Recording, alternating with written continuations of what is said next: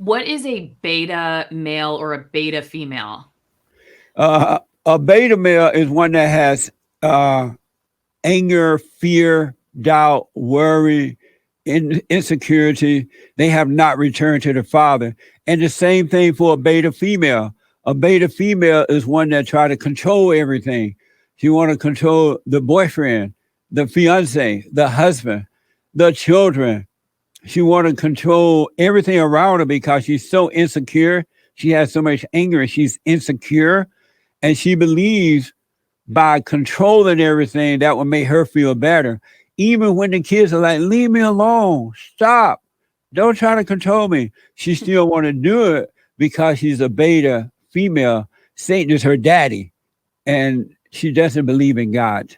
If you could teach a journalism class, because I really do think the journalism class is focused too much on this is what journalism is, or this is how to hold a camera, or whatever. I wasn't a journalism. I didn't study journalism, so I don't know. But I hear from my friends where I would teach a class, and I would want to do a whole class just on knowing yourself, so that you see what it is that triggers you. Oh, that makes me mad. Okay, well, let's talk about why would that make you mad, so that you leave the class aware that you have these issues that are going to affect your ability to see the world clearly. And I think that would be much more valuable for a journalism student than the stuff that they're teaching. What would you do to make journalism a better profession?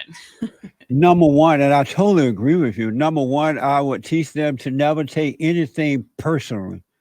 And if someone says something and it does hurt your feelings or whatever, you need to examine, why am I hurt by what someone just said? You know what I'm saying? So you can overcome that issue, whatever it might be. But when you know yourself, know thyself, and you would know those things that are gonna hurt a little bit. But if you didn't overreact to them, you will overcome them. You would welcome that. You wouldn't fight against it, because we're supposed to just live life. Let life go through us, not try to control life. And a lot of times people will say things trying to hurt you. And if it does affect the ego, which is not you, that's a good thing, so you can see what's going on. So don't take anything personally. It is for the good. And allow people to say and act like they want, and you can disagree without getting angry at them. They can't help it. And a lot of times people would see themselves if you don't overreact to them. But never, ever, ever, ever, ever, but never, ever run away from so-called personal attack or take anything personal. Then you will grow as a man, as a male into a man, as a girl into a woman. But if you run from those things, especially when they hurt your ego, it is making you weaker in life and not strong. So just don't take it personal. Even if they are trying to hurt you, that's on them. It's because they have anger in their hearts, and they're trying to hurt you so that they can feel better about themselves. But you could grow by not overreacting. I have been called, over the last 31 years of doing media, I have been called, and I've debated liberals and conservatives and Christians and non-Christians and atheists. And I have been, especially those with degrees, I have been called every name in the book and then some. But I'm blessed in that I don't take it personally. And I let them just call me whatever name they want. But I want to put the truth out there and hope that someone will hear it and wake up and overcome the fallen state. Do you think that we are responsible for another person's feelings? Never, ever, ever. We are not responsible for anyone else's feelings, not even our own children. Once they grow up and become adults, we are not responsible for their feelings. They have to overcome their feelings, because feelings are not good. They mislead you. They cause you to react. You can get the false feeling of feeling good and happy. And as soon as you're feeling good, someone can say something or do something, or you think something. Now you're feeling bad. They're up and down. And so we are not responsible for that at all. Every adult 18 and over is responsible for him or herself and the feelings that come with it. What does it mean to identify with your ego? Some people believe that the thoughts that they're having and the feelings that come with a thought, you can You can get what seemed to be a happy thought. So all of a sudden you feel happy, or you could get what seemed to be a negative, bad thought, a worry thought, or fear or whatever. Now you feel that way. That's ego. We're all born in sin, meaning that we're born innocent, but our parents are screwed up. And so we're born into a family where the mother is out of control, the father is weak. And especially with the mother, when she imposed her will on the children, they become angry. So they lose their innocence and become angry. And in that very moment, they become just like their mothers. Angry, insecure, doubtful, no love anymore, no longer have love, and they're overreacting to life. And so that life is called ego because it's the nature of evil. And it makes a home in the mind and your physical body to feel like you. And so the world can come along and get you to overreact. And it feels like you, but it's not you. But most people have not been told that. So they identify the thoughts and feelings as though it's them. I feel bad. I am angry. I overreact. They hurt my feelings, right? But it's really not you. You are not your thoughts and you're not your feelings. It's the nature of evil. And the sooner you realize that and stop identifying with it as you, the sooner you start to overcome it. We are not the nature of evil. That's made a home in us. We must overcome that.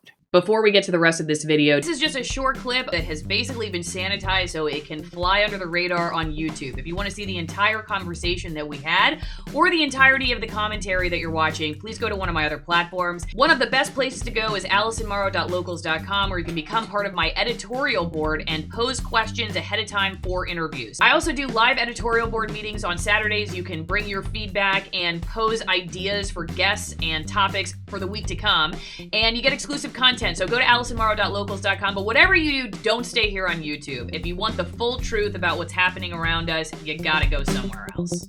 I don't know if you experienced the same thing after the Capitol riot, but I did a video because there were shots of people just kicking a news camera and throwing stuff and just, it was a mess. And I said, hey, you can both disagree with what's going on, but not act like this, because you play into the hands of the people who are going to use that to say, see these crazy people, we got to control them. We need more lockdowns or whatever else it is. And I felt like there were a lot of people who were, it was almost like they felt like, no, you have to be angry. There's righteous anger. You have to be angry sometimes.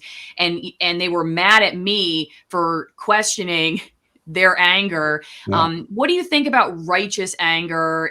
Is there ever a time that you need to be angry? Good question.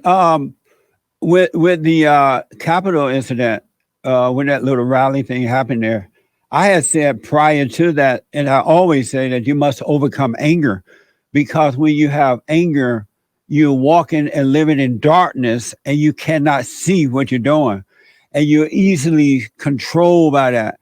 And so when they were going after the great white hope, Donald Trump, a lot of his supporters became angry at what was happening to Donald Trump, and especially with the voting thing and all that. And so they wanted revenge. And I'm like, no, do not be angry, because if you're angry, you could be led to do things that you'll regret later. And that's exactly what happened at the Capitol. The people were angry. And so it's being reported that, agencies and FBI, whomever was set up there, and they encouraged the people to go into the Capitol and act the way that they acted, because the people were angry and they couldn't see that they were misguided, right? And that's why, and as far as righteous anger means to discern, means to be able to see injustice, but don't hate what you see. And when you can see it, you also see what to do about it. And when you see the right way to deal with it, you are protected from trouble, from evil. But when you're angry and you cannot see what's going on, because anger is darkness, and there's never, ever, ever, ever, ever, but never, never, never, but ever, ever, ever ever a time for anger, because anger is the nature of evil. Discernment is what the children of God do. They discern injustice, but they don't hate it. Whatever you're drinking, make sure it's not beta. The best way to do that is go to my not beta wine sponsor, AllisonWinePromo.com, and get 50% off of my favorite high altitude Malbecs from Argentina. They use no flavoring, no filtering, no dyes, and no excess chemicals. One of these comes from the oldest vineyard in Argentina, another from a vineyard at 9,000 feet. High altitude means less pesticides and a more robust taste. Also, if you're a coffee drinker, check out twinenginecoffee.com/Allison, twinenginecoffee.com/Allison. These are also not beta, high altitude Nicaraguan roasts. They are USDA certified organic. There is a wide variety of roasts, whether you're a dark roast drinker, a medium roast drinker, or even a tea drinker. There's a Caturra tea. You make tea out of the coffee fruits. You can support my work, have a great drink while you're watching my videos, and all will be amazing.